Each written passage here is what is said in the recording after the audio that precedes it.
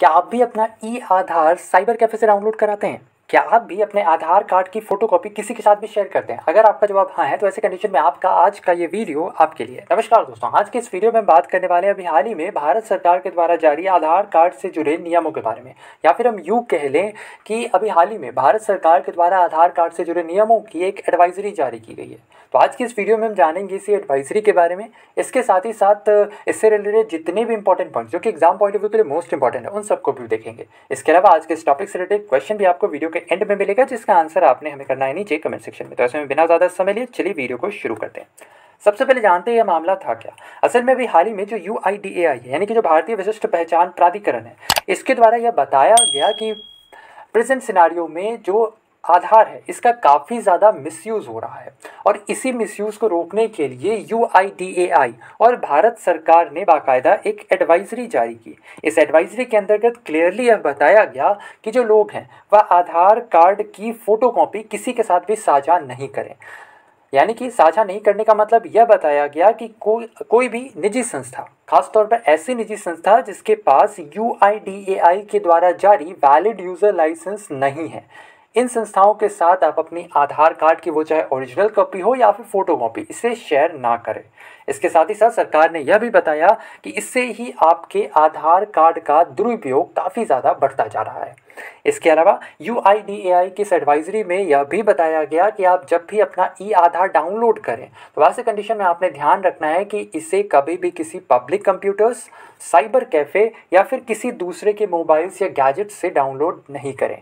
ऐसे कंडीशन में आपको अपना यानी पर्सनल मोबाइल आपकी होनी चाहिए, या फिर आपके पास अगर कंप्यूटर है तो आप उससे इसे डाउनलोड करें। लेकिन अगर आपके पास अपनी पर्सनल मोबाइल नहीं है या फिर अगर आपके पास कंप्यूटर नहीं है तो वैसे कंडीशन में आपने ध्यान रखना है कि आप जब भी इसे साइबर कैफ़े से डाउनलोड करवाएं तो वैसे कंडीशन में साइबर कैफ़े के जो कंप्यूटर्स होते हैं उनमें इसकी एक और एक्स्ट्रा कॉपी बनती है, और आपने इसे खासतौर पर डिलीट करवाना है। और साथ ही साथ जब भी आप ई आधार डाउनलोड करते हैं तो उसके रिगार्डिंग ब्राउजिंग हिस्ट्री क्रिएट होती है ब्राउज़र में, उसे भी आप परमानेंटली डिलीट करवाएँ।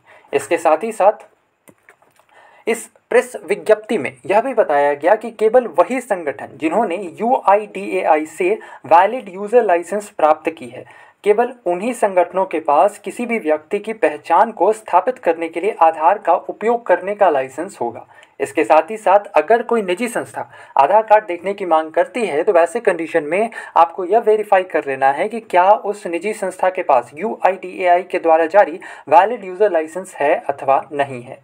इसके साथ ही साथ इस प्रेस विज्ञप्ति के अंतर्गत यह भी बताया गया कि कोई भी होटल या फिर सिनेमा घर जैसी निजी संस्थाएं आधार कार्ड की प्रतियां रखने की हकदार नहीं हैं।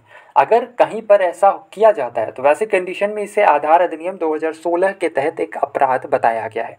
इसके अलावा जो UIDAI है इसके द्वारा इस प्रेस विज्ञप्ति के अंतर्गत मेनली जो फोकस था ये एडवाइजरी या मेनली फोकस था एम आधार पर।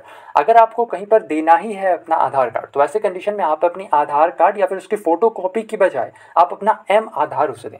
जानते हैं इस एम आधार के बारे में। एम आधार यानी कि मास्क्ड आधार, ये है क्या? असल में यह एक ऐसी फीचर है जिसकी मदद से आप अपने आधार के नंबर्स को हाइड कर सकते हैं। असल में जो आधार का नंबर्स होता है इसी के अंतर्गत हमारी सारी इन्फॉर्मेशंस हिडन होती है। तो इस एम आधार की मदद से आप अपने आधार के शुरुआती 8 अंकों को हाइड कर सकते हैं। जैसे कि पता है आधार के अंतर्गत कुल 12 अंक होते हैं, और इसमें शुरुआती के 8 अंक जो शुरुआती के जो 8 डिजिट्स हैं इसे हाइड कर दिया जाएगा, और अंतिम के 4 डिजिट्स ही आपको केवल दिखेंगे। ऐसे में आपका आधार कार्ड और भी ज़्यादा सिक्योर्ड हो जाएगा। इसके साथ ही साथ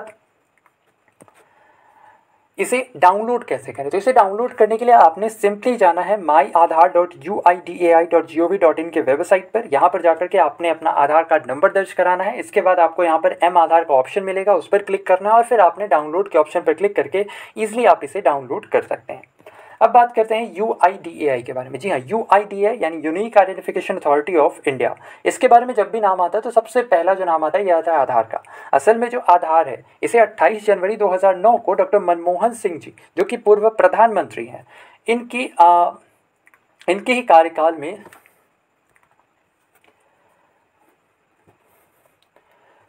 इसके अलावा बात करते हैं UIDAI यानी कि unique identification authority of India. असल में जब भी UIDAI का बात आता है तो वैसे कंडीशन में सबसे पहला जो नाम आता है यह आता है आधार का, और आधार से रिलेटेड जो सबसे पहला नाम आता है वह आता है पूर्व प्रधानमंत्री डॉक्टर मनमोहन सिंह जी का। जी हाँ, 28 जनवरी 2009 को डॉक्टर मनमोहन सिंह जी के कार्यकाल में ही आधार का कह लो कंसेप्ट या फिर आधार को इंट्रोड्यूस किया गया था। और आधार से रिलेटेड जो संस्था है UIDAI, इसकी स्थापना आधार अधिनियम 2016 के तहत इलेक्ट्रॉनिक्स और सूचना प्रौद्योगिकी मंत्रालय के द्वारा 12 जुलाई 2016 को की गई थी। इसके साथ ही साथ इसका मुख्यालय नई दिल्ली में है। इसके अलावा UIDAI के द्वारा भारत के सभी नागरिकों को एक 12 अंकों की यूनिक नंबर प्रोवाइड की जाती है। इसके अलावा भारत के अंदर यानी कोई भी भारत का निवासी इसे बनवाने के लिए एलिजिबल है। बस ध्यान रखना है उसमें कि वो भारत का निवासी होना चाहिए। यहाँ पर एज रिगार्डिंग कोई भी फैक्टर्स नहीं है, जैसे वोटर आईडी में होता है आपके पास 18 एज है तभी आप उसे बनवा सकते हो, ऐसा आधार कार्ड में बिल्कुल भी नहीं है। इसके साथ ही साथ बात करें UIDAI, इसके पहले चेयरमैन कौन थे? तो UIDAI के पहले चेयरमैन थे नंदन नीलेकनी। इसके साथ ही साथ UIDAI के प्रेजेंट CEO ये कौन है? ये हैं सौरभ गर्ग। प्रेजेंट टाइम पर जो UIDAI है इसका जो चेयरमैन का पद है ये वैकेंट है, खाली है।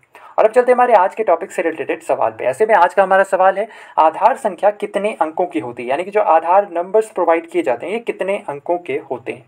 इसके अलावा आज का हमारा दूसरा सवाल है वर्तमान में भारत के इलेक्ट्रॉनिक्स और सूचना प्रौद्योगिकी मंत्री कौन है। इन दोनों का ही आंसर आपने हमें करना है नीचे कमेंट सेक्शन में। तो ऐसे में बस आज के लिए इतना ही। उम्मीद करते हैं आज का हमारा वीडियो आपको पसंद आया होगा। अगर वीडियो पसंद आया है तो वीडियो को लाइक शेयर और चैनल पर नए हैं तो चैनल को सब्सक्राइब करना बिल्कुल ना भूलें। इसके साथ ही साथ इसके बगल में घंटी का आइकन से दबाकर आप हमारे चैनल से जुड़े जितने भी वीडियोज़ हैं इसकी नोटिफिकेशन प्राप्त कर सकते हैं। तो बस आज के लिए इतना ही। अपना ख्याल रखें, स्वस्थ रहें, सुरक्षित रहें। आपसे फिर अगले वीडियो में मुलाकात होगी, तब तक के लिए धन्यवाद।